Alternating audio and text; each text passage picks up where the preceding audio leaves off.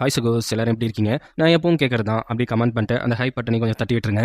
Last எபிசோட என்னாச்சுன்னா, நம்ம ஹீரோ வந்துட்டு கிட்டார் வாசிட்டு எப்படியாவது ஹீரோயினை வெளியில் வர வச்சலாம் அப்படிங்கிற மாதிரி ட்ரை பண்ணிக்கிட்டு இருந்தான். ஆனால் அவனால் வெளியில் வர வைக்க முடியல. அதுக்கப்புறம் ஹீரோயின் ஃப்ரெண்டையும் அதுக்கப்புறம் ஹீரோனோட சிஸ்டரையும் தான் காமிக்கிறாங்க. அவங்க 2 பேரும் பேசிட்டு இருக்கும்போது மறுபடியும் எதுவும் பிரச்சனையில் மாட்டிக்காத, நீங்கள் எந்த போர்க்களத்துக்கு போயிடு, அங்கே போயிட்டு மருத்துவம் பாரு அப்படிங்கும்போது எனக்கு முடிக்க வேண்டிய வேலை ஒன்று இருக்குது, அதை நான் முடிச்சதுக்கு அப்புறம் தான் இங்கேருந்து கிளம்புவோம் அப்படிங்கிற மாதிரி அவன் ஹீரோயின் மேலேயே ஃபோக்கஸ் பண்ணிட்டு இருக்கான். அப்புறம் ஹீரோயின் இருந்துட்டு நம்ம அடிச்சு வச்சாங்களே பனிப்பெண்ணு, அவங்கள தான் போய் பார்க்க போகிறாங்க. அவங்க வந்துட்டு நீங்கள் மறுபடியும் இந்த உடம்புக்குள்ள வந்தது எனக்கு ரொம்ப சந்தோஷம் தான், ஆனால் இந்த உடம்புக்குள்ள நீங்கள் எப்படி வந்தீங்க அப்படிங்கிற மாதிரி கேட்குறப்ப அது மிகப்பெரிய கதை. நான் அவங்ககிட்ட ஒரே ஒரு விஷயம் கேட்கணும், இந்த பனி பட்டு நூல் இங்கே எங்கேயாவது சம்மந்தப்பட்டுதா? ஆமாம் சம்மந்தப்பட்டது, நம்ம லேடிக்கு குழந்தை கூட இருக்குல்ல, அவங்க மூலியமாக தான் அது வந்தது அப்படிங்கிற விஷயத்த சொல்ல, இதில் அவங்களும் சம்மந்தப்பட்டிருக்காங்களா அப்படிங்கிற மாதிரி ஹீரோயின் ஷாக் ஆகுறான். ஆனால் அந்த மெய்டு பொண்ணுக்கு ரொம்ப குற்ற உணர்ச்சியாக இருக்குது. என்னை நீங்கள் ரொம்ப நல்லா பார்த்துக்கிட்டீங்க, அது மட்டும் இல்லாமல் உங்களுக்கு நான் இப்படி ஒரு துரோகம் பண்ணுவேன்னு நினைக்கவே இல்லை உன்னை யாராவது மிரட்டினாங்களா, அதுவும் ராங்கி பிடிச்ச சிஸ்டர் எதுவும் மிரட்டினாங்களாங்கும்போது என்னோட அம்மாவோட இடத்த கண்டுபிடிச்சிட்டாங்க, அவங்க பொறுப்பில் அவங்க இருந்ததால் என்னால் வேறு எதுவும் பண்ண முடியல அப்படின்னு சொல்லிட்டு அவள் அப்படியே மன்னிப்பு கேட்குறா. இங்கே பாரு, நான் உன்னை சீக்கிரம் வெளியில் கொண்டு வரேன், நீங்கள் எதுவும் பயப்படாத அப்படிங்கிற மாதிரி சொல்லிட்டு அங்கே ஹீரோயின் கிளம்புறா. ஆனால் அந்த பொண்ணு என்ன பண்ணுறான்னா, என்னை மன்னிச்சிருங்க, அடுத்த ஜென்மத்தில் உங்களுக்கு நான் இதை விட நல்லா பணிப்பண்ணா இருப்பேன் அப்படின்னு சொல்லிட்டு தன்னை தானே போயிட்டு செவுத்தில் அடிச்சுட்டு இறந்து போகிறா. இது ஹீரோயினுக்கு ஒரு மாதிரி இருக்குது. ஏன்னா நான் ரேசிச்ச ஒவ்வொருத்தரும் தன்னை விட்டு போயிட்டு இருக்காங்களே அப்படிங்கிற வழி அவளுக்குள்ள இருந்துகிட்டே இருக்கு. நம்ம ராங்கி பிடிச்ச சிஸ்டர் வந்துட்டு நைஸா ஹீரோ கிட்ட போயிட்டு, இந்த மாதிரி மக்களுக்காக நிறைய நல்லது தான் பண்ணணும், நம்ம கிட்ட கொஞ்சம் வருமானம் கொஞ்சம் கம்மியா இருக்கு, பொருளாதாரம் கொஞ்சம் கம்மியா இருக்கு, நம்ம சிறையில் அடைக்கப்பட்டிருக்காங்கல்ல அந்த சிஸ்டர், அவங்கள வெளியில கொண்டு வந்தா எனக்கு கொஞ்சம் உதவியா இருக்கும் அப்படிங்கிற மாதிரி கொஞ்சம் நல்ல விதமா பேசிட்டு இருக்காங்க. இந்த சிஸ்டர்னா ஹீரோயினோட ஃபர்ஸ்ட் எஜமானியமா இருக்காங்கல்ல, அந்த ஹேர் பின்னால குத்தி ஒரு வேலைக்கார பொண்ணை வந்துட்டு கொண்டாங்களே, அவங்கள வெளியில கொண்டு வரதுக்காக பேசிட்டு இருக்காங்க. அவன் ஹீரோ சொல்லிடுறான், வெளியில வந்து ஹெல்ப் பண்றதுக்கு மட்டும் வேணா வச்சுக்க, மொத்தமா அவங்கள வெளியிலலாம் வச்சிருக்க முடியாது அப்படிங்கிற மாதிரி மட்டும் பர்மிஷன் கொடுக்குறான். அவங்க வெளியில வந்தோடனே நேராக உங்களுக்கு யார்கிட்ட போவாங்க? ஹீரோயின்ட்ட தான் போவாங்க. ஹீரோயின்ட்ட போயிட்டு, நான் வந்துட்டு உனக்கு எஜமானி அம்மாவா இருந்தேன், இப்போ நான் பணிப்பெண்ணா இருக்கிறேன், எனக்கு வந்துட்டு நீ எஜமானி அம்மாவா ஆக போறியா? உன்னை வெளியில கொண்டு வந்ததே ஒரு சில ஹெல்ப்புக்காக தான் வெளியில கொண்டு வந்திருக்காங்க, தேவையில்லாம மறுபடியும் உள்ள போற அளவுக்கு என்ன பண்ண வச்சிடாத அப்படிங்கிற மாதிரி ஹீரோயின் மிரட்டிட்டு போறா. பார்ப்போம் அப்படின்ட்டு இவங்களை எதுக்கு வெளியில கொண்டு வந்திருக்காங்க அப்படின்னா, இவங்களை வச்சு ஏதாவது பண்ணலாம் அப்படின்ட்டு ராங்கி பிடிச்ச சிஸ்டர் வந்துட்டு பிளான் பண்ணிட்டு இருக்குது. அதான் உண்மை. நைட் டைம் ஆகிடுது. சரி என்ன பண்ணலாம் அப்படின்னு வச்சுட்டு இருக்கிறப்ப கரெக்டாக பேரஸ் இந்த டைமுக்கு வருவாரு. என்ன பண்ண போற, இன்னைக்கு தப்பிக்க போறியா அப்படின்ட்டு ஹீரோயின்ட்ட பணிப்பெண் கேட்க, ஆமாம்மா இன்னைக்கு தூங்குற மாதிரி என்னோட இடத்துல நீ தூங்கிட்டு, எனக்கு ஒரு முக்கியமான வேலை இருக்கு, நான் வெளியில போயிட்டு ஒரு சில விஷயம் விசாரிச்சுட்டு வரணும் அப்படின்னு சொல்லிட்டு நம்ம பணிப்பெண்ணை தூங்க வச்சுட்டு ஹீரோயின் வந்துட்டு அங்கேருந்து வெளியில் கிளம்பி அவங்க சீக்ரெட் ரூமுக்குள்ள போயிட்டு அடுத்து நம்ம யாரை ஃபாலோ பண்ணுறது அப்படிங்கிற மாதிரி யோசிச்சுட்டு இருக்கா. அந்த நேரத்தில் அங்கே யாரோ வர மாதிரி இருக்குது. யாருன்னு தெரியல. டப்புக்குன்னு ஹீரோனோட மூஞ்ச மூடி மயக்கமடைய செஞ்சு கடத்திட்டு போயிடுறாங்க. யாருன்னு பார்த்தா நம்ம ஃப்ரெண்டுக்கார பயப்புல தான். எதுக்காக இப்படி பண்ணுறான்னா, நான் எவ்வளோ உன்ட்ட சொல்லிட்டேன், இங்கே இருக்கிறது பெரிய ஆபத்து, உன்னை இங்கேருந்து வெளியில் கூட்டு போனால் தான் சரி வரும், நீ எப்படி நான் சொன்ன பேச்சை கேட்க மாட்டேன், அதனால உன்னை மயக்கமடைய வச்சு இங்கேருந்து பேஷண்ட் மாதிரி நான் வெளியில் கூட்டு போகிறேன் அப்படிங்கிற மாதிரி பிளான் பண்ணும்போது அவள் சொல்லுறா, இங்கே பாரு நீ உன்னோட ஃபீலிங்ஸ்க்காக நீ மற்ற விஷயத்த நீ எல்லாத்தையும் கைவிட்டு இருக்க, இங்கே பாரு நான் என்ன இருந்தாலும் ஹீரோயின் எப்படி இருந்தா அப்படிங்கிறத நான் கண்டுபிடிப்பேன், ஆனால் அதுக்காக ஒன்றை நான் இழக்கவே மாட்டேன் அப்படின்னு சொல்லிட்டு ஒரு மருந்து மாதிரி அதை வாயில ஊற்றி விட்டதுக்கு இது ஒரு 2 மணி நேரம் உன்னை ரொம்ப நோயாளியாக காமிக்கும். அதுக்கப்புறம் உன்னோட ஃபேஸில் வந்துட்டு ஒரு சில பிம்பிள்ஸ் மார்க் வர மாதிரி இருக்கும். ஆனால் 2 மணி நேரத்துக்கு அப்புறம் அது கொஞ்சம் கொஞ்சமாக குறைஞ்சிரும் அப்படின்னு சொல்லி அதை வாயில ஊற்றிட்டு அங்கேருந்து நோயாளி மாதிரி எடுத்துகிட்டு போக பார்க்குறாங்க. இந்த நேரத்தில் வந்துட்டு நம்ம ஹீரோ இருந்துட்டு ஹீரோனுக்கு உடம்பு சரியில்லை அதனால படுத்துருக்கா அப்படிங்கிற நியூஸை தான் பரப்பி விட்டுருப்பாங்க. அதனால ஹீரோயினை பார்க்கலாம் அப்படின்ட்டு அங்கேருந்து வர்றப்ப நம்ம ஃப்ரெண்டுக்கார பையன் இருந்துட்டு வண்டியில் வச்சு ஹீரோயினை கடத்தி கொண்டு போயிட்டு இருக்கான். கொண்டுட்டு போயிட்டு இருக்கும்போதே ஹீரோயின் கொஞ்சம் நினைவு வருது. பாதி மருந்து கீழே துப்பிட்டா போல, கொஞ்சம் தான் குடிச்சிருக்கா. அதனால கொஞ்ச நேரம் மயக்கமாக தான் அங்கே சுற்றி என்ன நடக்குதுங்கிறது அவளுக்கு தெரியுது. ஆஹா பேரரசர் என்ன பார்க்க வராரு, இப்போ நான் ஏதாவது பண்ணுவேங்கும் போது வண்டியை நீ பாட்டி கேட்குறான் ஹீரோ, எதுக்காக இப்போ வெளியில் யாரை கொண்டு போகிறேன்? இல்லை ஒரு பனிப்பெண்ணுக்கு பிளேக் நோய் வந்திருக்கு, இது விட்டால் எல்லாத்துக்கும் பரவிடும், அதனால தான் கூடிய சீக்கிரம் வெளியில் கொண்டு போகலாமே அப்படின்ட்டு கொண்டு போகிறேன், நீங்கள் எதுக்கும் கொஞ்சம் தள்ளியே இருங்க அப்படின்னு சொல்லும்போது அங்கே ஹீரோனோட சிஸ்டரும் இருக்காங்க. அதாவது இப்போ பதவியில் இருந்தாங்களா, முன்னாள் பதவியில் இருந்தாங்களா, அவங்களும் இருக்காங்க. அவங்க வந்துட்டு அப்படியா நீங்கள் கொஞ்சம் தள்ளியே இருங்க, அவங்க போகட்டும் அப்படிங்கிற மாதிரி சொல்லி அமுச்சு வைக்கும்போது அவன் சரிடா கேட்டு மூட போது சீக்கிரம் நம்ம இங்கேருந்து போகணும் அப்படின்னு சொல்லி வேகமாக வண்டியை நவுத்துறான். அப்போ அங்கே ஒரு கட்சி விழுது. ஆனால் ஹீரோ அங்கேருந்து போயிட்டான். அந்த கட்சிஃபை எடுத்து பார்க்கும்போது இது வந்துட்டு ஹீரோயினோட தாச்சே, அப்போ கடத்திட்டு போற பொண்ணு யாரா இருக்கும் அப்படின்னு கொஞ்சம் அப்படியே ஷாக்லேயே யோசிச்சுட்டு இருக்கும்போது ஹீரோ இங்கேருந்து போனால பிளேக் நோய்னா அப்போ அவளுக்கும் அது அஃபெக்ட் ஆயிருக்குமா, ஹீரோனுக்கு வேற உடம்பு சரியில்லைன்னு சொன்னாங்களே அப்படின்ட்டு அவன் நேராக போயிட்டு ஹீரோனை பார்க்க போறான். அங்கே ஹீரோனை கூப்பிட்டு கேட்டுக்கு முன்னாடி போனால் அங்கே தடுத்து நிப்பாட்டுறாங்க. அவன் ஏதோ பிளாக் நோய் அப்படி இப்படின்னு சொல்லி தான் அங்கேருந்து வெளியில் கூட்டு போக போகிறான். அப்போ ஹீரோயின் சொல்கிறலாம் இருக்கா, இப்போ எப்படியாவது இவன்கிட்ட உண்மையை சொன்னால் தான் நம்மளை இங்கேருந்து வெளியில் கூட்டு போக மாட்டான் அப்படின்னு சொன்னோன்னே அவள் உண்மையை சொல்ல ஆரம்பிச்சிடறா. நான் தான் செத்து போனதாக இருந்த மகாராணி, நான் உன்னோட சகோதரிடா அப்படிங்கிற மாதிரி சொல்லும்போது அதை கேட்டுட்டு அவன் தூக்கிட்டு போகிற மாதிரி தான் இருக்குது. அதே நேரம் அங்கே ஹீரோ போயிட்டு ஹீரோயின் எப்படி இருக்காளோ அப்படின்ட்டு போய் பார்க்கலாம் அப்படின்னு போகும்போது நம்ம சிஸ்டர் பைபிளையும் கூட வருது. அது இருந்துச்சு அவள் தூங்கிட்டு இருக்கா, அவளையா டிஸ்டர்ப் பண்ணும் அப்படிங்கிறப்ப அங்கே போய் பார்த்தா நம்ம மெய்டு பொண்ணு தான் அங்கே படுத்திருக்கா. இதை பார்த்தோன்னே ஹீரோ செம்ம கடுப்பாயிட்டு, அவள் எங்கே நீங்கள் படுத்திருக்க, அவள் எங்க உனக்கு எப்படி ஒரு தைரியம், ஒரு எஜமானி அம்மாவோட படுக்கையில நீ எப்படி படுத்துருக்கலாம் அப்படிங்கிற மாதிரி கத்த அந்த பிள்ளைக்கா என்ன பட்டதுன்னு தெரியல. அது வந்து அப்படின்னு முழிச்சிட்டு இருக்கிற நேரத்தில் கரெக்டாக நம்ம ஹீரோயின் வந்துட்டு ரொம்ப ட்ரிங்க் பண்ண மாதிரி அப்படியே அங்கேயே இருந்துட்டு நைஸாக வந்துட்டு இருக்கா. அப்படி நைஸாக வந்தோடனே, ஓ பாத்தியா நான் ஒரு கோப்பை கொடுத்தேன், அதில் நீ குடிச்சு என்னோட பெட்லேயே படுத்துட்டியா, சரி சரி ஒன்றும் பிரச்சனை இல்லைங்கும் போது, அது எப்படி பிரச்சனை இல்லையாம ஆகும்? அது எப்படி? அதெல்லாம் இல்லை, அவளுக்கு 30 சவுக்கடி இருக்குது, நாளைக்கு என்னோட ஆளுங்கள் வருவாங்க, 30 சவுக்கடி வாங்க வைக்கிற அப்படின்ட்டு அவன் வேற ஒரு பிளானில் சொல்கிறான். ஏன்னா ஹீரோயினை நம்ம வழிக்கு கொண்டு வரணும், நம்ம ஏதாவது இந்த மாதிரி பண்ணி ஆகணும் அப்படிங்கிறதுக்காக அப்படி பண்ணுறான். நான் இவங்க 2 பேரும் இப்படி க்ளோஸாக இருக்கிறது சிஸ்டர் பயபிளிக்கு செம்ம டென்ஷன் ஆகுது. அவள் தான் என்ன ரொம்ப சைலண்டாக நல்ல கேரக்டர்னு நினைக்கிறவங்க தான் ரொம்ப வில்லத்தனமாக இருக்காங்கப்பா. என்ன நடந்துச்சு அப்படிங்கிறது மாதிரி காட்டுறாங்க. அவன் நம்பாம தான் மறுபடியும் வெளியில் தூக்கிட்டு போய் பார்த்துருப்பான். அப்போ தான் அவள் ஹீரோயின் ஒரு விஷயம் சொல்லியிருப்பா, என்னோட பிறந்த நாளுக்காக வெள்ளை தாமரையை நீ குளத்தில் மொழிகி எடுத்துகிட்டு வந்த, இப்போவாது நம்புறியா அப்படின்னு சொல்கிறப்ப அப்போ தான் அவனுக்கு புரிய வருது. உடனே திருப்பி உள்ளே கொண்டு விடலாம் அப்படிங்கிற மாதிரி ட்ரை பண்ணியிருக்கான். நான் மாட்டுறத விட நீ மாட்டினா அது பெரிய பிரச்சனையாட்ட, நான் எப்படியாவது சமாளிச்சுப்பேன் அப்படிங்கிற மாதிரி சொல்லிட்டு ஹீரோயின் அங்கேருந்து கிளம்பிடுறா. அதே மாதிரி தான் இப்படி வந்திருக்காங்க. அடுத்த நாள் காலையில் மேடுப்புல வந்துட்டு ஹீரோயின் புலம்புன்னு புலம்பிட்டு இருக்கா. எனக்கு 30 சாட்டடி வேணுமா, உனக்கு தான் நான் ஹெல்ப் பண்ண தானே பார்த்தேன், எனக்கு உயிரை கூட கூட பண்ணடி, இப்போ என்னடி சவுக்கடி வாங்குறதுக்கு இப்படி பயப்படுற, இருந்தாலும் எனக்கு வலிக்கும்ல, நான் அதுக்கு வேற ஒரு பிளான் வச்சிருக்கேன், வேற சார் வந்த உடனே நான் வந்துட்டு வெளியில் கூட்டு போறீங்களா அப்படிங்கிற மாதிரி கேட்பேன். அந்த சந்தோஷத்தில் சவுக்கடியை மறந்துடுவார் அப்படின்னு சொல்லிட்டு இருக்கிற நேரத்திலேயே சவுக்கடி கொடுக்க அங்கேருந்து ஆளுங்கள் வர ஆரம்பிக்கிறாங்க.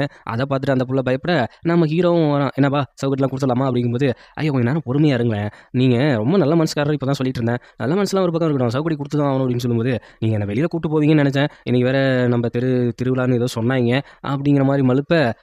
சரி சரி அப்படியா, எனக்கு தெரியும் நீ இப்படி ஏதாவது பண்ணாதான் அப்படி ஏதாவது வலிக்கு வரும் அப்படிங்கிறது எனக்கு தெரியும் அப்படின்னு மனசுக்குள்ள நினச்சிட்டு போகலாமே, அதுவும் இல்லாமல் என்னோட பணி பெண்ணும் வரணும், சவுக்கடி கொடுத்தா எப்படி என் நேரத்துலையும் கூடவே இருந்தவ அப்படின்னு சொல்கிறப்ப, சரி அவளும் வரட்டும், சவுக்கடி அப்புறம் கொடுத்துக்கிறேன் அப்படின்னு சொல்கிறப்ப, இப்போதைக்கு சவுக்கடியிலேருந்து தப்பிச்சாச்சு அப்படின்ட்டு இவங்க 2 பேரும் சுற்றி பார்க்க போகிறாங்க.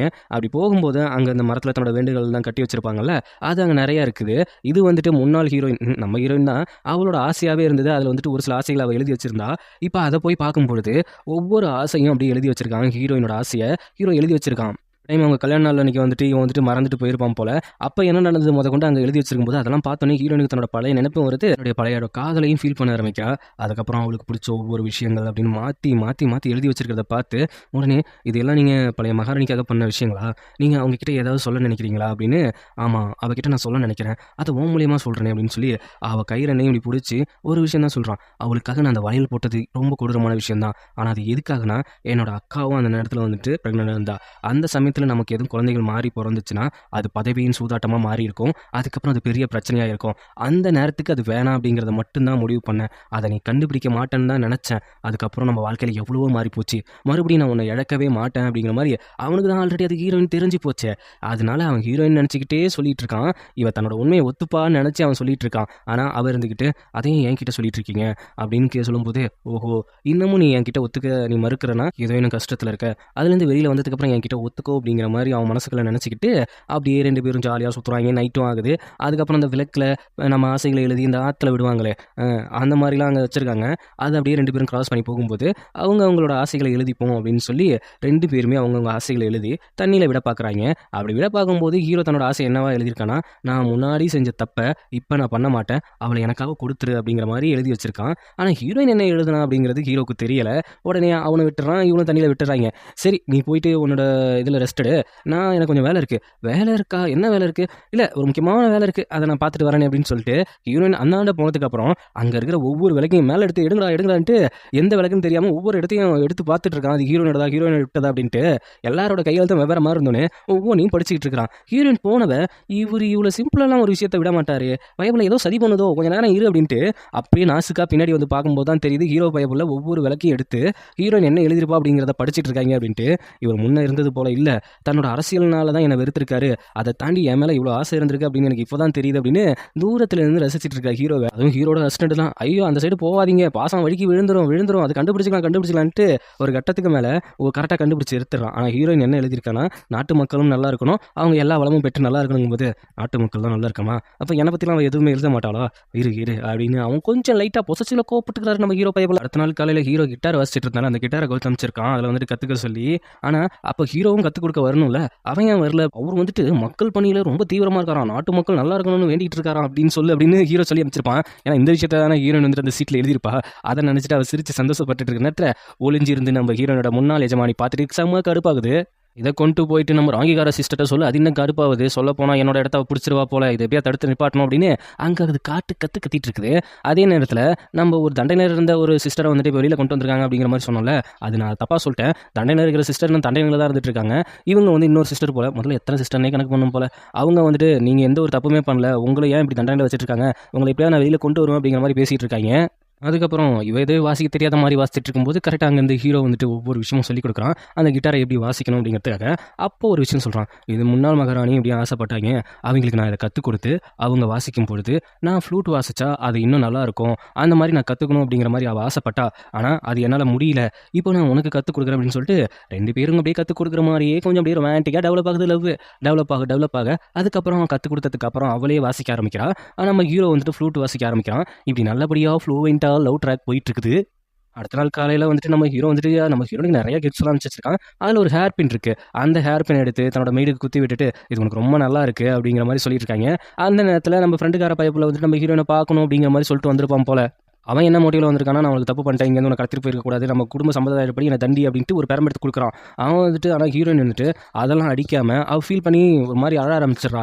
நான் சொல்லிட்டேன், உன் மேலே எனக்கு எந்த ஒரு ஃபீலிங்ஸும் இல்லை, உன் மேலே இருக்கிறது வெறும் பிரதர் ஃபீலிங்ஸ் மட்டும்தான், உன் ஃபீலிங்ஸ் மாறாமல் இருக்கணும்னா நீ இங்கேருந்து ராணுவத்துக்கு போயிட்டு உன்னோட வேலையை பண்ணணும், அதை மட்டும் எனக்காக பண்ணு அப்படிங்கிற மாதிரி சொல்கிறப்ப, நான் உன்னை இழந்துட்டேன், உன்னை தப்பு பண்ணிட்டேன், உன்னை மிஸ் பண்ணிட்டேன், அதுக்காக உன்னோட சாவில் யார் காரணமாக இருக்காங்க அப்படின்னு அவங்க இதை தெரிஞ்சிக்காமல் நான் இங்கேருந்து போக மாட்டேன், அதுக்கு மட்டும் எனக்கு பர்மிஷன் கொடுக்கும்போது அவளும் ஃபீல் பண்ணிட்டு சரி கண்டுபிடிக்கிற வரைக்கும் நீ இங்கே இருக்கணும், கண்டுபிடிச்சதுக்கப்புறம் நீங்கள் வந்து கிளம்பிடணும் அப்படிங்கிற மாதிரி தெளிவாக சொல்லிடுறா ஹீரோயின். அவனால் அப்புறம் வேறு என்ன பண்ண முடியும், ஒரு வேளை இது டபுள் சைடாக இருந்தால் கூட ஓகே, ஒரு கட்டத்துக்கு மேலே ஃபீலிங்ஸ் வந்துட்டு நம்ம ஹீரோனுக்கு வந்துச்சு தான், ஆனால் அது என்ன சொல்கிறதுன்னு தெரியல, இது வந்துட்டு எப்படி சொல்கிறதுன்னு புரியல. அவனோட வழி அவனுக்கு, ஒன் சைட் லவர்ஸுக்கு அது ஏற்புடையாத வழி. ஆனால் ப்ராக்டிக்கலாக பார்க்கும்போது எல்லாரும் இதில் ராங் அப்படிங்கிற மாதிரி தான் சொல்லுவாங்க. உங்களோட கமெண்ட்ஸை நீங்கள் கமெண்ட்டில் சொல்லுங்கள், நானும் அதை எப்படின்னு புரிஞ்சுக்கிறேன். ஹீரோனுக்கு கிட்டார் கற்றுக் கொடுத்தாங்களே, அது எதுக்காகனா இப்போ வந்துட்டு நம்ம ஹீரோவோட அக்காவும் மாமாவும் பக்கத்து நாட்டிலேருந்து வர போகிறாங்க, அவங்களுக்கு ஒரு விருந்து கொடுக்கணும் அப்படிங்கிறதுக்காக தான் இப்படி ஒரு பிளான். அதில் ஹீரோயின் கிட்டார் வாசிக்கணும், இந்த மாதிரி ஒவ்வொருத்தங்களும் ஒவ்வொரு திறமையை காட்டணும் அப்படிங்கிறதுக்காக தான். அடுத்த நாள் வந்துட்டு அவங்களும் வராங்க, அவங்களுக்கான மரியாதையை அங்கே கொடுக்கணும் அப்படிங்கிறதால ஒவ்வொருத்தரும் ஒவ்வொரு விஷயம் பண்ணுறாங்க. அதில் நம்ம மாமா இருக்கார்ல, ஹீரோட மாமா, அவர் வந்துட்டு எதை பெற்றாலும் குறை சொல்லிகிட்டே இருக்காரு. அப்போ நம்ம ஹீரோயினா முன் வந்து இந்த நாட்டில் எந்த ஒரு பிரச்சனையுமே கிடையாது, உங்களுக்கான மரியாதையிலும் எந்த ஒரு குறையும் இல்லை, ஒரு சாதாரண ஒரு ட்ரிங்க்ல இருக்கிற பிரச்சனைக்காக தான் நீங்கள் இவ்வளோ பெருசாக பேசுவீங்கன்னா உங்கள் தரத்தை அது குறைச்சிரும் அப்படின்னு நாசுக்காக கேள்வி கேட்கும்போது ஹீரோக்கு இது ப்ரௌட் மூமெண்ட்டாக இருக்குது. அப்படி பேசிட்டு அவள் போய் உட்காரும்போது உங்களுக்கு ஒரு கிஃப்ட் கொடுத்துருக்காங்க அப்படின்னு சொல்லி கொண்டாந்து ஒரு விஷயத்தை கொடுக்குறாங்க. ஒரு ஹேர் பின் வருது, அது அவங்களுக்கு மெய்டுக்கு கொடுத்த ஹேர் பின்னு. அதில் வந்துட்டு ரத்தக்கரை இருக்குது. அப்போ அவளை யாரோ கடத்திருக்காங்க அப்படிங்கிற விஷயம் அவளுக்கு தெரிய வருது. இவங்க என்ன பிளான் பண்ணியிருக்காங்கன்னா, ஹீரோயின் வாசிக்கிற கிட்டாரில் மெழுக தடவி வச்சிருக்காங்க. அதை ஆல்ரெடி யோசிச்ச ஹீரோயினை அந்த மெய்டை வச்சு அந்த கிட்டாரை மாற்ற வச்சுட்டா. இப்போ பிளான் சொதப்பிடுச்சு. ஆனால் இந்த பிளான் மட்டும்தான் நினச்சா, இப்போ மெய்டை தூக்கிட்டா அந்த ராங்கிக்கார சிஸ்டர். இப்போ வேற வழியே இல்லை, என்கிட்ட கிட்டாரும் இல்லை, நான் ஒரு முக்கியமான வேலையாக வெளியில் போகிறேன் அப்படிங்கிற மாதிரி ஹீரோயின் சொல்லும்போது சும்மாவே ராங்கிக்கார சிஸ்டர் இதுதான் எதிர்பார்த்தது. அவன் அங்கேருந்து கிளம்பும்போது இதெல்லாம் அவமரியாதையா இல்லையா அப்படிங்கிறப்ப, இது அவமரியாதை இல்லை, என்னோட கிட்டாரில் யாரோ வந்துட்டு மெழுகு தடவி வச்சிட்டாங்க, அதனால் அதை யூஸ் பண்ண முடியாது, நம்மளோட பதவியில் இருந்தாங்களா அந்த சிஸ்டர் வந்துட்டு அவங்க கிட்டார் நல்லா வாசிப்பாங்க, அவங்க வாசிக்கட்டும், நான் எனக்கு ஒரு முக்கியமான வேலை இருக்குது, எனக்கு அனுமதிங்க அப்படிங்கிற மாதிரி ஹீரோ கிட்ட சொல்லிட்டு அவள் போயிட்டு மெய்டை தேட போகிறா தான் ஃப்ரெண்டுக்காரங்களோட. கொஞ்ச நேரத்தில் வந்துடுறேன் அப்படிங்கிற மாதிரி சொல்லிட்டு தான் ஹீரோயின் கிளம்புறா.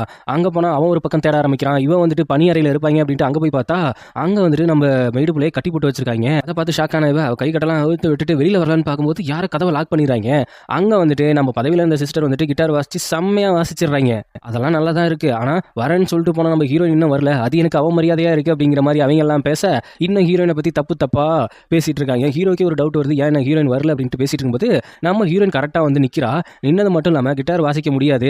அது ஏன் அப்படின்னா, என்னோட கை வந்து கிழிச்சிருச்சு அந்த கிட்டாரை நான் பார்க்கும்பொழுது, அதனால என்ன வாசிக்க முடியாது, என்ன மன்னிச்சிருங்க அப்படின்னு சொல்லி அவள் தனியாக போய் உட்காந்துக்கிறா. இதையும் அவமரியாதை நினச்சிக்கிறாங்க ஹீரோட மாமா. என்ன பண்ணுறதுனே ஹீரோனுக்கு புரியல. தன்னோட சுச்சுவேஷன் இப்படி இருக்குது, கைக்கு இஞ்சி இந்த மாதிரி அவமானப்பட்டு உட்காந்துருக்கதை பார்த்து நம்ம ராங்கிகாரை சிரிச்சிட்டு இருக்கும்போது முன்னாள் முதலாளி அம்மா இருக்காங்களே, நான் வந்து கிட்டார் வாசிக்கிறேன் அப்படின்னு சொல்லி ஏற்கனவே நம்ம ஹீரோனோட சிஸ்டர் வாசிட்டு இருக்காங்களே அந்த கிட்டாரை போயிட்டு இப்போ இந்த எஜமானி அம்மா வாசிக்கிறாங்க. நல்லா தான் வாசிச்சுட்டு இருக்காங்க. டப்புன்னு ஒரு நூலுக்கு எட்டாயி அவங்க கண்ணத்தை கிழிச்சிடுது. என்னடா அது ஹீரோனோட இதில் தான் மெழுகு தடகுனாங்க, இவங்களோட இது எப்படி மெழுகு தடவலையே அப்படிங்கிற மாதிரி ஹீரோயின் யோசிச்சுட்டு இருக்க நேரத்தில் கொஞ்சம் இல்லத்தனமாக சிரிக்கும் பாருங்க அந்த சிஸ்டர். என்ன பண்ணியிருக்குன்னா, எப்படியும் ஹீரோயின் வந்துட்டா, அடுத்து வந்துட்டு அவ்வளோதான் வாசிக்க விடுவாங்க அப்படிங்கிறத தெரிஞ்சுக்கிட்டு தன்னோட கையில் நகைக்கண்ணில் மெழுக வச்சு அந்த நூலில் வந்து தடவி விட்டுருக்கு. இப்போ ஹீரோயின் தான் வந்து வாசிப்பா அப்படிங்கிறதால இந்த வேலையை பார்த்துருக்கு. ஆனால் வந்தது யாரு, முன்னாள் எஜமானியமாக வந்தாங்களா. இப்போ அவங்க மூஞ்சில் கோடு விழுந்து போச்சு. இதுலேயே நல்லா ஹீரோயினுக்கு புரிஞ்சு போச்சு, ஆகா இவங்களையும் நம்ம காயப்பட தான் பார்த்துட்டு இருக்காங்க அப்படின்னு. அது நாசுக்கா, ஐயோ சிஸ்டர் உங்களுக்கு என்னாச்சு, நான் உங்களை மருத்துவரை கூட்டு போறேன்னு சொல்லிட்டு அங்கே நைஸ் அப்படின்னு அழுகும் போது ஒரு கூட்டிட்டு போகும்போது ஹீரோயின் ஃபிக்ஸ் பண்ணிட்டு வந்துட்டா ரைட்டு, எல்லாமே நமக்கு ஆப்போசிட்டாக தான் இருக்காங்க.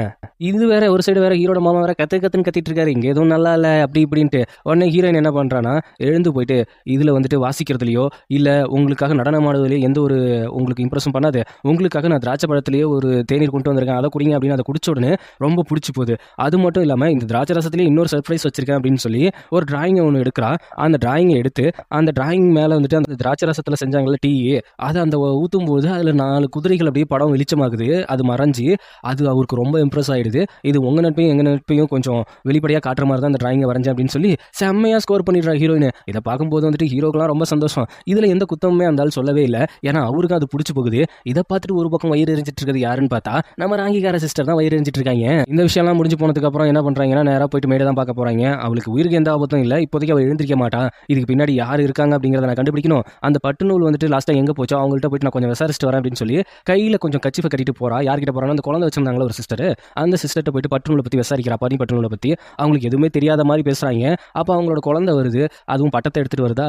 அது கூட நான் போய் விளாட்றேன் அப்படின்னு சொல்லிட்டு விளாண்டுட்டு இருக்கும்போது அந்த பட்டத்தோட நூல் அருந்து போகுது. இந்த நூலை சீக்கிரம் அருந்து போகுது. இதுக்கு முன்னாடி ஒரு நூல் வச்சிருந்தாங்க, அது வந்துட்டு அருந்து போகவே இல்லை. ஆனால் அந்த நூலை பற்றி வெளியில் சொல்லக்கூடாதுன்னு சொன்னாங்க எங்கள் அம்மா அப்படின்னு கேட்கும்போது, அப்போ நான் அதோட பேரை சொல்கிறேன் கரெக்டான மட்டும் சொல்றியா அப்படிங்கிற மாதிரி சொல்லிட்டு ஹீரோயின் வந்துட்டு அது பனிப்பட்டு நூலாகும்போது உங்களுக்கு எப்படி தெரியும், இல்லை எனக்கு தெரியுமா அப்படின்னு சொல்லி ஆக மொத்தத்தில் இவங்களும் நம்மக்கிட்ட ஏதோ விஷயத்தை மறைக்கிறாங்க போல அப்படிங்கிற மாதிரி யோசிச்சுக்கிட்டு நேராக ஃப்ரெண்டுக்கார பையன் பார்த்து நடந்த விஷயத்தெல்லாம் சொல்ல, அப்போ அவங்களும் இதில் சம்மந்தப்பட்டிருக்காங்களா அப்படிங்கிற மாதிரி அவங்க ஒரு சில இடத்துல விசாரிச்சிருப்போம் போல. நம்ம கிட்டத்தட்ட நம்ம யாரையும் நெருங்கிட்டு இருக்கோம் அப்படிங்கிறது எனக்கு நல்லா புரியுது. அப்படிங்கிறப்ப நம்ம ஹீரோட அக்கா வந்துட்டு நம்ம ஹீரோயினை மீட் பண்ணோம் அப்படின்னு கூப்பிட்டுருக்காங்க போல. அவங்க தனியாக கூப்பிட்டு தெளிவாக சொல்லிடுறாங்க, இங்கே பாருமா என்னோட தம்பி வந்துட்டு அவனோட ஒய்ஃப் இறந்ததுல இருந்துட்டு ஒரு மாதிரி இருந்தான், அவனுக்கான பெண்ணை அவனே தான் தேர்ந்தெடுத்துக்கிட்டான். இப்போ அந்த பெண்ணை தாண்டி யார் மேலே இன்ட்ரெஸ்டடாக இருக்கானோ மேலே இன்ட்ரெஸ்டடாக இருக்கான், அது எனக்கு நல்லாவே தெரியுது. உன்னோட புத்திசாலித்தனத்தையும் பார்த்தேன், உன்னோட பொறுமையான ஒவ்வொரு பிளேவையும் நான் பார்த்தேன். என்னோட தம்பி நீ அக்செப்ட் பண்ணிக்கோ, நீங்கள் 2 பேரும் நல்ல ஜோடியாக இருப்பீங்க, அது எனக்கு நல்லாவே தெரியுது அப்படிங்கிற விஷயத்த சொல்லும்போது ஹீரோனுக்கு கொஞ்சம் சந்தோஷமாகவும் இருக்குது. அதே நேரத்தில் கொஞ்சம் லைட்டாக வைக்கப்படுறாங்க. அங்கே இருந்துட்டு நேராக வந்துட்டு இருக்கும் போதே நம்ம ராங்கிகார சிஸ்டர் இருந்துட்டு முன்னாள் எஜமானியாக இருந்தாங்கல்ல, என்னோட மூஞ்சில் இந்த மாதிரி கோடு விழுந்துருச்சு, உங்களுக்காக ஹெல்ப் பண்ண போய் தான் இப்படி ஆயிடுச்சு, என்னை வெறுத்துறாதீங்க, உங்களுக்கு கீழே நான் இருப்பேன் அப்படின்னு காலில் விழுந்துட்டு இருக்காங்க. ஆனால் எனக்கு யூஸ் இல்லாதவங்கள நான் யாரையும் என் கூட வச்சிக்கவே மாட்டேன், இந்த ஐஸ்வர்யா மூஞ்சிலே முடிக்காது அப்படின்ட்டு அது அசிங்கப்படுத்திட்டு போகுது. தான் வேலைக்காக யூஸ் பண்ணிக்க ஒரு பொண்ணை இந்த மாதிரி பண்ணுது. ஆனால் அவங்க மேலேயும் எனக்கு இறக்கம் இல்லைங்க. ஒரு முடி போனதுக்காக ஹேர் பேர் வச்சு நம்ம மேடிலேடி குத்துவாங்களா என்ன? இதுக்கெல்லாம் இதுவும் வேணும் இன்னும். நாள் காலையில் முன்னாள் எஜமானி அம்மா வந்துட்டு நம்ம ஹீரோனை தான் பார்க்க வராங்க. என்னன்னா பெட்டி நிறையா தங்கலாம் எடுத்துகிட்டு வந்துட்டு நான் வந்துட்டு உனக்கு ரொம்ப துரோகம் பண்ணிட்டேன், அது மட்டும் இல்லாமல் நான் இப்போ தான் என்னோட தப்பை நான் புரிஞ்சுக்கிறேன், நீ என்னோட தோழியாக இருப்பியா, இங்கே இருக்கிறவங்க எல்லாமே என்னை வெறுத்து ஒதுக்குறாங்க அப்படிங்கிற மாதிரி சொல்லிட்டு நிறைய கிஃப்ட்ஸ்லாம் கொண்டாந்து கொடுக்குற மாதிரி நிறைய தங்க கட்டிலாம் கொண்டாந்து கொடுக்குறாங்க. ஹீரோயின் ஸ்டார்டிங்கில் வேணான்னு சொன்னாலும் தன்னை மன்னிச்சுக்கிற மாதிரி ரொம்ப கெஞ்சி அந்த அம்மா கேட்குது. இது வந்துட்டு இந்த அளவுக்குலாம் பொலைட் கிடையாது அப்படிங்கிற மாதிரி ஹீரோயினே யோசிச்சுட்டு இருக்கா. அடுத்த நாள் காலையில் வந்துட்டு ஒன்றா சேர்ந்து ட்ரிங்க் குடிப்போமா அப்படிங்கிற மாதிரி சொல்லிட்டு அவங்க ட்ரிங்க் குடிக்க கூப்பிடுறாங்க. ஹீரோயின் எவ்வளவோ இல்லை வேண்டாம் அப்படின்னு சொல்லும் போதும் எனக்காக யாருமே இல்லை, நீயாவது இருப்பேன்னு நினச்சேன் அப்படின்னு கொஞ்சம் பாசமாக பேசின உடனே சரி ஒரு வாய்ப்பு கொடுத்து பார்ப்போமே அப்படின்ட்டு அவளும் ட்ரிங்க் குடிக்க உட்கார்றா. அதில் வந்துட்டு ட்ரிங்கை ஊற்றுறாங்க. ஊற்றும் போது ஹீரோயினுக்கு ஊற்றும் போது அந்த ஜாடியில் இருக்கிற ஒரு கேப்பை திருவிக்கிட்டு ஊத்துறப்ப அது வேற ட்ரிங்காக வருது, விஷம் கலந்ததாக கூட இருக்கலாம். அதே நேரம் இவங்களுக்கு ஊற்றும் போது வந்துட்டு விஷம் இல்லாத ஊற்றிக்கிட்டு ஹீரோயினுக்கு கொடுக்குறாங்க. ஆனால் ஹீரோயினுக்கு தான் எல்லாத்துலேயுமே டவுட் வருமே. அப்படி இருந்தாலும் இப்படி ட்ரிங்கை குடிக்கிற மாதிரி மறைச்சு குடிச்சிக்கிட்டு ஓஹோ இப்போ என் மூஞ்சில் வந்துட்டு ரொம்ப அழுக்கு ரொம்ப கீரல் அப்படிங்கிறதால எல்லாருமே வெறுக்கிறாங்க. ஆனால் என்னோட திறமை என்னோட இன்னும் மாறவே கிடையாது, அது எப்பவும் மாறவும் மாறாது அப்படின்னு சொல்லும்போது அப்போ எனக்கு கிஃப்டெல்லாம் வாங்கியாவது கொடுத்தேன், என்கிட்ட மன்னிப்பெல்லாம் வந்து கேட்டியம்மா, அதெல்லாம் நடிப்பா அப்படின்னு கேட்கும்போது ஆமாம் இப்போ நான் கொடுத்தது விஷம் தெரியுமா, அது எனக்கு முன்னாடியே தெரியும், அதனால தான் நான் குடிக்கல அதை ஊற்றிட்டேன் அப்படின்னு சொல்லும்போது ஓ நீ அப்படி பிளான் பண்ணியா, இங்கே இருக்கிற எல்லாமே இனிமேல் எனக்கு அழகு போச்சு, நான் ஒன்றும் இல்லாத அப்படிங்கிற மாதிரி சொல்லிட்டாங்க. ஆனால் என்னோட கப்பில் விஷத்தை கலந்துருக்கேன் அப்படின்னு சொல்லிட்டு அதை எடுத்து குடிச்சிட்டு எனக்கு எப்படி நீங்கள் விஷம் கொடுப்பீங்க, அவ்வளோ நான் கிஃப்ட் உங்களுக்கு கொடுத்து மன்னிப்பு கேட்டேன், எனக்கு எப்படி நீங்கள் விஷம் கொடுப்பீங்க அப்படிங்கிற மாதிரி சொல்லிட்டு அப்படியே அங்கே அவள் இறந்து போறா. அங்கே இருக்கிற பனிப்பெண்லாம் பார்த்துட்டு இவங்க தான் விஷம் வச்சு கொண்டுட்டாங்க, நம்ம ஹீரோயின் மேலே தான் பழி விழுது. அதுக்கப்புறம் இந்த நியூஸ் வந்துட்டு நம்ம ராங்கிகார சிஸ்டருக்கும் போய் சேர்த்து அவள் அதுக்கு முன்னாடியே ஒரு லெட்டர் எழுதி கொடுத்து அதை கரெக்டாக தான் செத்ததுக்கு அப்புறம் போயிட்டு இந்த ராங்கிகார சிஸ்டரை கொடுத்துருங்க அப்படின்னு சொல்லி கொடுத்துட்டு தான் போயிருப்பா போல. அது வந்துட்டு என்னை கொல்றதுக்காக இந்த மாதிரி நம்ம ஹீரோயின் ட்ரை பண்ணிட்டு இருக்கா, என்னோட உயிர் எப்போ போனாலும் வந்துட்டு அதுக்கு அவங்க தான் காரணம் அப்படிங்கிற மாதிரி அதில் எழுதி வச்சுட்டு போனதுக்கு அப்புறம் வேற என்ன பண்ண முடியும், கிடைச்சதா ஒரு சான்ஸ் அப்படிங்கிற மாதிரி அந்த லேடி அங்கேருந்து கிளம்பி வர இங்கே விசாரணை நடந்துட்டு இருக்குது. நம்ம ஹீரோயின் தான் விஷம் கொடுத்தா அப்படிங்கிறது அங்கே எல்லாருமே சாட்சி சொல்லிட்டு இருக்காங்க. ஒவ்வொருத்தரும் ஹீரோயினுக்கு எதிராக இப்போ மாறிட்டு இருக்கும்போது ஹீரோயினை காப்பாற்றுறதுக்காக எந்த ஒரு எவிடன்ஸுமே அங்கே இல்லவே இல்லை. என்ன பண்ணுறதுன்னு தெரியாமல் நான் வந்துட்டு வேணும்னே அப்படி பண்ணல, அவங்க எனக்காக அந்த கிஃப்ட்ஸை கொடுத்தாங்க, மற்றபடிலாம் அவங்களை கொள்ளணும் எனக்கு ஒரு எந்த நோக்கமும் இல்லை அப்படிங்கிற மாதிரி அவளையும் அவ்வளோ தெளிவாக தெளிவாக சொல்லிட்டு இருக்கா. ஆனால் அந்த நேரத்தில் நம்ம ராங்கிக்கார சிஸ்டர் வந்துட்டு அவள் இவளால் சாவா அப்படின்னு அவளுக்கு முன்னாடியே தெரியும் போல, அதனால எனக்கு ஒரு லெட்டர் கொடுத்துட்டு போயிருக்கா அப்படின்னு அந்த லெட்டர் கொடுத்தோடனே இப்போதைக்கு நம்ம தப்பிக்க வேற வழியே இல்லை, நாம ஜெயிலுக்கு போயே ஆகணும் அப்படிங்கிற மாதிரி யோசிச்சுட்டு ஹீரோயின் சரி நான் இந்த தண்டனையை ஏற்றுக்கிறேன், ஆனால் இதை விசாரிக்காம விடாதீங்க அப்படிங்கிற மாதிரி சொல்லி அவள் அங்கேருந்து கிளம்புறான். அந்த நேரத்தில் ஹீரோயினோட மெய்டு டபுக்குன்னு மண்டி போட்டு ஹீரோ முன்னாடி அந்த விஷயத்த நான் தான் பண்ணேன், இதுக்கும் ஹீரோயினுக்கு எந்த ஒரு சம்மந்தமும் இல்லை அப்படிங்கிற மாதிரி சொல்லிட்டு, இது அந்த விஷயத்த நீ பண்ணியா, எதுக்காக பண்ண, என்னோட சகோதரி வந்துட்டு அவங்கள்ட்ட மெய்டாக வேலை செஞ்சுட்டு இருந்தாங்க, ஆனால் அவங்க வந்துட்டு குத்தி கொண்டுட்டாங்க ஹேர் பின்னால, அதுக்கு பழி வாங்குற விதமாக தான் நான் இப்படி பண்ணேன், இதுக்கும் ஹீரோயினுக்கு எந்த ஒரு சம்மந்தமே இல்லை அப்படின்ட்டு அவள் அந்த பழியை ஏற்றுக்கிறா. அதை பார்த்தோன்னே ஹீரோனுக்கு செம்ம கோவம் வருது, நீ எதுக்கு இப்படி முட்டாள்தனம் பண்ணிட்டு இருக்க அப்படிங்கும்போது அவள் சிரிச்சுக்கிட்டு உனக்காக நான் ஏதாவது பண்ணுவேன் அப்படின்னு சொல்லியிருந்தேன் அப்படின்ட்டு அவளை இப்போ எல்லாரும் கூப்பிட்டு போகும்போது ஹீரோயின் அவள் கையை பிடிச்சி போகாத அப்படின்னு தடுக்கிறா. என்னை விட்டுடு அப்படின்ட்டு அவள் அப்படியே சிரிச்சுக்கிட்டே போவா பாருங்களேன். அது ஹீரோயினால தாங்கவே முடியல, ஏதாவது பண்ணியே ஆகணும் அப்படிங்கிற மாதிரி ஹீரோயின் யோசிச்சுட்டு இருக்கா. இதுக்கெல்லாம் காரணம் யார் அப்படிங்கிற மாதிரி அவள் ரொம்ப யோசிச்சுட்டு இருக்கிற நேரத்தில் அடுத்த நாள் காலையில் நம்ம போலீஸ்கார லேடி வந்துட்டு ஒரு விஷயத்த கொடுக்குறாங்க, ஹேர் பின்ன. என்னாச்சு அவளுக்கு அப்படின்னு கேட்கும்போது அவளை விசாரிக்க போனோம், ஆனால் அவள் எந்த ஒரு உண்மையும் சொல்லக்கூடாது அப்படிங்கிறதுக்காக ஹேர் பின் எடுத்து தன்னைத்தானே குத்திக்கிட்டு செத்துட்டா அப்படின்ட்டு அந்த விஷயத்த சொன்ன உடனே அப்படியே வந்து பார்த்துட்டு கத்தி கதறி அழுகிறா. ஏன்னா ஸ்டார்டிங்ல இருந்துட்டு ஒரு நல்ல ஃப்ரெண்டாகவும் எந்த ஹெல்ப்பும் எங்களை அவ்வளோ பத்திரமா பார்த்துக்கிட்ட ஒருத்தி, தனக்கு சுதந்திரம் மட்டுமே வேணும் அப்படின்னு நினச்ச ஒரு பொண்ணு இப்படி இறந்து போயிட்டாலே, அதுவும் தனக்காக இறந்து போயிட்டாலே அப்படின்ட்டு ஒவ்வொரு விஷயத்தையும் அப்படியே பார்த்து பார்த்து ஒவ்வொன்றையும் யோசிச்சுக்கிட்டு கத்தி கதறி ஆரம்பிக்கிறா. ஏன்னா இவங்க கூட இருந்த சிஸ்டர்ஸே இவங்க கொல்லணும்னு நினைக்கும் போது ஒரு ஃப்ரெண்டாக இருக்கும்போது அது எவ்வளோ ஒரு ஃபீலை கொடுத்துருக்கும் அப்படின்ட்டு ஒவ்வொரு விஷயத்தையும் அப்படியே யோசிச்சு பார்த்துக்கிட்டு அதுக்கப்புறம் அந்த ஹேர் பின் விஷயம் நிறைய விஷயங்கள் அப்படியே ஓட்டி பார்த்துக்கிட்டே உன் சாவுக்கு காரணமானவங்களை நான் சும்மா விட மாட்டேன் அப்படின்னு கத்திக்கிட்டே அங்கே மயக்கம் போட்டு விழுறான். அடுத்த நாள் காலையில் மயக்கத்துலேருந்து எழுந்திருக்கும் போது நம்ம குழந்தை வச்சுருப்பாங்களா ஒரு சிஸ்டரு, அவங்க வராங்க. அவங்க வந்துடும்போது அந்த குட்டி குழந்தையும் வருது. உங்களுக்கு உடம்பு சரியில்லைன்னு கேள்விப்பட்டேன், அதனால் அம்மா கூப்பிட்டு வந்துட்டு உங்களை பார்க்க வந்தேன், இது எங்கள் அம்மா செஞ்ச தாய்த்து, இதை நீங்கள் கட்டிக்கங்க உங்கள் உடம்பு சரியாகும் அப்படின்னு சொல்லும்போது இவங்களுக்கு தாய்த்து செய்ய தெரியுமா, ஐயோ இந்த அம்மா இல்லை தண்டனை அனுபவிச்சுட்டு இருக்காங்களா, அவங்களையும் நான் அம்மான்னு தான் கூப்பிடுவேன் அப்படின்னு சொல்லும்போது தான் ஹீரோனுக்கு ஒரு விஷயம் புரிய வருது. அன்னைக்கு பட்டம் விடும்போது கேட்டிருப்பா இந்த நூலை யார் கொடுத்தா அப்படின்ட்டு, அப்போவும் அம்மா அப்படின்ட்டு இவங்களை மீன் பண்ணதாக தான் நினச்சிருப்பாங்க. ஆனால் அங்கே தண்டனை அனுபவிச்சுட்டு இருக்க லேடியாக தான் இந்த குழந்தை சொல்லியிருக்கு. இவங்களை விசாரிக்கும் போது அந்த பட்டுநூலை பற்றி தெரியாது அப்படிங்கிற மாதிரி தான் உண்மையாக தான் பேசியிருக்காங்க. இப்போ தான் ஹீரோயினுக்கே புரிய வருது, அப்போது எல்லாமே பிளான் பண்ணது அந்த தண்டனை அனுபவிச்சுட்டு இருக்க சிஸ்டரா அப்படிங்கிற மாதிரி யோசிச்சுட்டு இருக்கா. நான் ஒரு எவிடன்ஸை கண்டுபிடிச்சிருக்கேன், இந்த மாதிரி அந்த இடத்துல நீ இறந்து போனல அந்த ரூமில் வந்துட்டு அதுக்கு முன்னாடி யாரோ மெழுகு தடவிருக்காங்க, அதில் ஒருத்தர் வந்துட்டு இங்கேருந்து போயிருக்காரு, அவரும் அங்கே தீப்பற்றி எரிஞ்சிருக்காரு, ஆனால் அவங்க பொண்ணுக்கிட்ட இருந்துட்டு இந்த எவிடன்ஸ் எனக்கு கிடச்சிது, இதை வச்சு அந்த லேடியை நம்ம கைது பண்ணலாமாங்கும் போது இது கரெக்டான எவிடன்ஸாக இருக்குமான்னு தெரியல, இதை தாண்டி நமக்கு வேற ஒன்று தேவைப்படுது அப்படிங்கிற மாதிரி அவங்க ரெண்டு பேரும் பேசிட்டு இருக்காங்க. அந்த நேரத்தில் ஹீரோ வந்துட்டு உனக்கு எதுவும் பிரச்சனை இல்லை, இவ நல்லா தானே இருக்கா அப்படிங்கிற மாதிரி நம்ம ஃப்ரெண்டு பையல்கிட்ட கேட்டுட்டு உனக்கு கொஞ்சம் வெளியில் கூப்பிட்டு போகலான்னு நினைக்கிறேன் அப்படின்னு சொல்லி வெளியில் கூப்பிட்டு போகிறான். வெளில கூப்பிட்டு போயிட்டு இருக்கும்போது சுற்றி இருக்கிற இயற்கையை கொஞ்சம் பாருமா, ஏமா நீ இப்படி இருக்க, இல்லை என்னோட மனசு எதையும் ரசிக்கிற நிலைமையில இப்போ இல்லை, என்னை வற்புறுத்தாதீங்க அப்படின்னு சொல்லும்போது அப்போ ஒரு சத்தம் கேட்குது. அந்த சத்தம் வந்துட்டு ஹீரோயின் கூட இருந்த அந்த மெய்டு பிள்ளையோட சவுண்டு மாதிரியே கேட்குது. அவள் கீழே எட்டி பார்க்கும்போது தான் தெரியுது அந்த பொண்ணு உயிரோட அங்கே ஒரு வேலை செஞ்சிட்டு இருக்கா. இதை பார்த்து ஷாக் ஆகிட்டு அப்படியே ஹீரோவை திரும்பி பார்க்கும்போது, ஆமாம் நான் தான் சொல்ல வரத்துக்குள்ளே நீ மயக்கம் போட்டு விழுந்துட்ட, எனக்கு தெரியும் அவளை உனக்கு ரொம்ப பிடிக்கும், அவளுக்கு சுதந்திரம் தான் ரொம்ப முக்கியம் அப்படிங்கிற மாதிரி நீ என்கிட்ட சொன்ன, அதனால தான் எப்படியும் அவள் செத்த மாதிரி ஒரு விஷயத்தை கிரியேட் பண்ணி நான் அவளை வெளியில் கொண்டு வந்துட்டு இப்படி ஒரு இடத்துல அவளுக்கு ஒரு வாழ்க்கையை அமைச்சு கொடுத்துருக்கேன், இதை சொல்லலான்னு வரும்போது தான் நீ மயக்கம் போட்டு விழுந்துட்ட, சொல்கிறதுக்கான சுச்சுவேஷன் கிடைக்கல அப்படின்னு சொல்லும்போது ஹீரோ மேலே அவ்வளோ பாசமாகி போயிடுது. அது மட்டும் இல்லாமல் எனக்காக இதை பண்ணிங்களாங்கும்போது வேற யாருக்காக பண்ணுவாங்க, உனக்காக தான் அப்படின்னு சொல்லிட்டு அந்த பொண்ணு கிட்ட நீ போய் மறுபடியும் பேசுறியா அப்படின்னு சொல்லும்போது அவள் ஆசைப்பட்ட வாழ்க்கை வந்துட்டு அவள் வாழ்ந்துட்டு இருக்கா, அவளுக்கான ஒரு வேலை, அவளுக்கான சுதந்திரம், இது மட்டும் போதும், நான் மறுபடியும் அவள் லைஃப்பில் போயிட்டு அவளை கஷ்டப்படுத்த விரும்பலை அப்படிங்கிற மாதிரி சொல்லிட்டு அவள் பார்க்க வேணான்னு தான் நினைக்கிறா ஹீரோயின். அதுக்கப்புறம் ஹீரோவோட அந்த வேலை செய்கிற ஒருத்தங்க இருப்பாங்கல்ல, அவங்க போயிட்டு நேராக அந்த பொண்ணை பார்த்து உனக்காக ஒரு ஆள் ஒன்று கொடுக்க சொன்னாங்கம்மா அப்படின்னு சொல்லி கொடுக்கும்போது அந்த பாக்ஸில் அவள் ஆசைப்பட்ட ஹேர் பின் இருக்கு. அந்த ஹேர் பினை எடுத்து பார்த்ததுக்கு அப்புறமே நல்லா புரிஞ்சு பிடிச்சி ஹீரோயின் இங்கே தான் இருக்காங்க அப்படின்ட்டு உங்ககிட்ட ஒரே ஒரு விஷயம் மட்டும்தான் சொல்ல சொன்னாங்க, அவங்க வந்துட்டு உங்களை ஒரு மெய்டாக பார்க்கல, உன்னை ஒரு சிஸ்டராக பார்த்தாங்க அப்படிங்கிற விஷயத்த மட்டும் சொல்ல சொன்னாங்கம்மா அப்படின்னு சொல்லிட்டு அதுக்கப்புறம் திரும்பியும் பார்க்கும்போது அங்கே ஹீரோவும் ஹீரோயின் அப்படியே கேஷுவலாக நடந்து போகிறாங்க. அந்த புள்ள அப்படியே அங்கே இருந்து மண்டி போட்டு அவள் மரியாதையை அங்கே செலுத்துகிறா ஹீரோயினுக்கும் ஹீரோவுக்கும். நேராக ரெண்டு பேரும் எங்கே போகிறாங்க அப்படின்னா ஹீரோயினுக்காக மரத்தில் நிறைய விஷயங்கள் எழுதி வச்சிருப்பாங்களே, அந்த மரத்துக்கு போயிட்டு அவன் ஹீரோ வந்துட்டு நேராக ஹீரோயின்ட்ட கேட்டுறான், இந்த நாட்டு மக்களை நீயும் நானும் சேர்ந்தா நல்லா பார்த்துக்க முடியும் அப்படிங்கிறது எனக்கு நல்லாவே தெரியுது, நம்ம ரெண்டு பேரும் சேர்ந்து அதை பண்ணுவோமா அப்படின்னு டைரெக்டாகவே ப்ரப்போஸ் பண்ணிடுறான். அதுக்கப்புறம் ஹீரோயின் என்ன சொல்லுவா, இந்த அளவுக்கு ஹீரோவை புரிஞ்சுக்கிட்டதுக்கு அப்புறம் இவன் நமக்காக இவ்வளோ பண்ணுறான் அப்படிங்கிறதுக்கு அப்புறம் அவள் ஒரு விஷயம் தான் சொல்கிறா, எனக்காக ஒரு சில விஷயங்கள் நான் முடிக்க வேண்டியது இருக்குது, அதுக்கப்புறம் நானே அதில் முன்னேறி வந்து உங்க கூட நான் சேர ட்ரை பண்ணுறேன் அப்படிங்கிற மாதிரி இவங்க ரெண்டு பேரும் இங்கே கொஞ்சம் கட்டி பிடிச்சிட்டு இருக்கிற மாதிரி இருக்கும்போது அப்போ ஒரு அவசரமான ஒரு நியூஸ் அப்படிங்கிற மாதிரி ஒரு விஷயத்த சொல்கிறாங்க. என்னன்னா இருக்கிற சிஸ்டர்ல ஒருத்தங்க கர்ப்பமா இருக்காங்களாம் அப்படிங்கிற விஷயத்த சொல்லும்போது ஹீரோவுக்கும் சாக்கு, ஹீரோயினுக்கும் சாக்கு. இதோட இந்த எபிசோட் முடியுது. இதுக்கப்புறம் என்ன ஆக போகுதுங்கிறத நம்ம அடுத்தடுத்த எபிசோட்ல பார்க்கலாம்.